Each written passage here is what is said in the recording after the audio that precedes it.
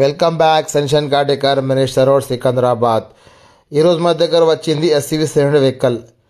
ఆ వెహికల్కి వేస్తున్నాం అంబియన్ లైట్స్. అంబియన్ లైట్ చూడండి, నేను మొత్తం వీడియో చూపిస్తాను. క్లారిటీ ఫినిషింగ్లా చూడండి ఏం వర్క్ ఉంది.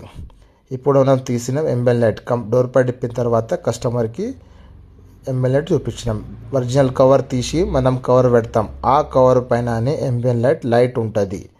ఎందుకంటే ఇది యూనివర్సల్ కాదు, పర్ఫెక్ట్ బండి వైజ్ అంబియన్ లైట్ ఉంది.